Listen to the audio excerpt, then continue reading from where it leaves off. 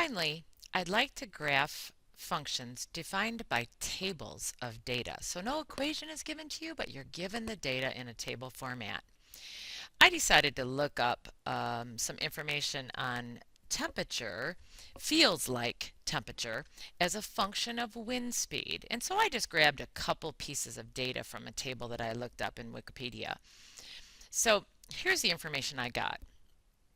If the temperature is recorded as 25 degrees, but we have a wind of 5 miles per hour, to us it will feel like 19 degrees. And I should say this is in Fahrenheit. 10 miles per hour, that 25 will feel like 15. If the wind is getting to 15 miles per hour, we're going to feel like 13. Look at down here, wind speed of 35 miles per hour, 25 degrees is going to feel like 7 degrees. Likewise, I did that with a temperature of 15 degrees. So the actual temperature outside is 15 degrees, but if there was a wind of 5 miles per hour, it would feel like 7 degrees to us. I'm going to graph this set of data on the rectangular coordinate system, and I'm going to create hopefully a decent x and y axes. Now, the temperature is going to be a function of wind speed. So on the x-axis, I'm going to put the wind speed of 5, 10, 15, 20, 25, 30, 35. And I'm going to come down here and say so. So wind speed. And I need to say that the units are in miles per hour. And again, go ahead and label these. These must be even increments. Whatever you do, you can pick any increments you want, but they have to be spaced equally.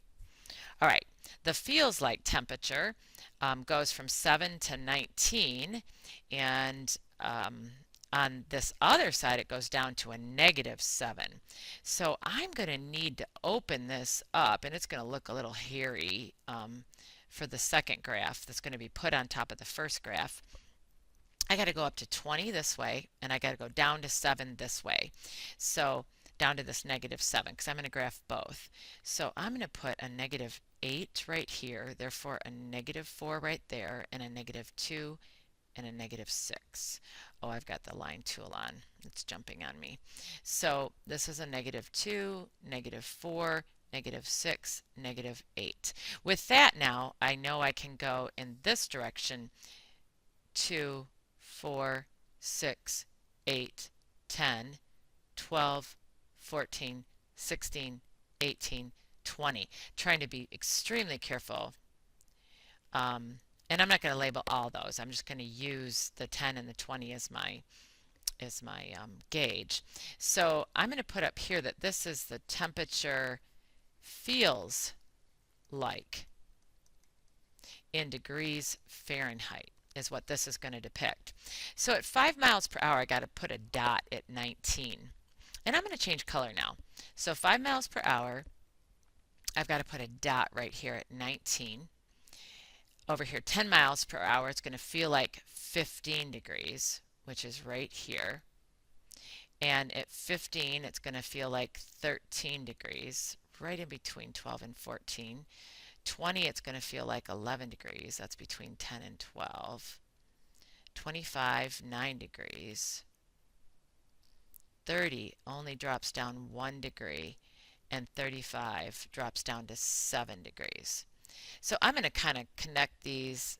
I really probably should just connect them with a straight line.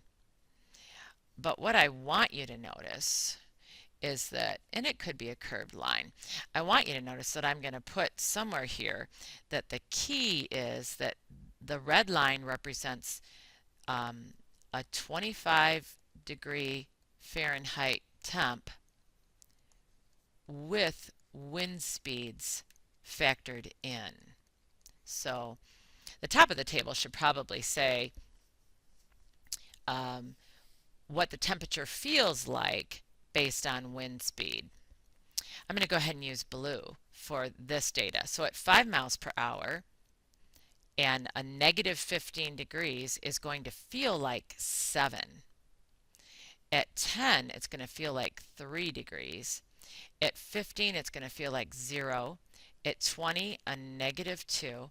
25, a -4. Unfortunately, getting into my labels. At 30, a -5. And at 35, a -7. And I'm going to now report. I'm going to go ahead and carry my pen through this. It's not linear, it's not quadratic, but I'm going to report 15-degree Fahrenheit temperature feels like with the wind speed. You know, I'm not doing the best job in terms of a title, but I just want you to I want you to see how you can illustrate tables worth of data via a diagram and how you might use a key to include several sets of data on one rectangular coordinate system. All kinds of applications of this: business and industry, pharmaceuticals, finance. You see graphs everywhere, whether it's on the internet or, you know, not many of us read papers anymore, but the Wall Street Journal and New York Times. Data is represented in a picture format because it's so much more illustrative than are the numbers.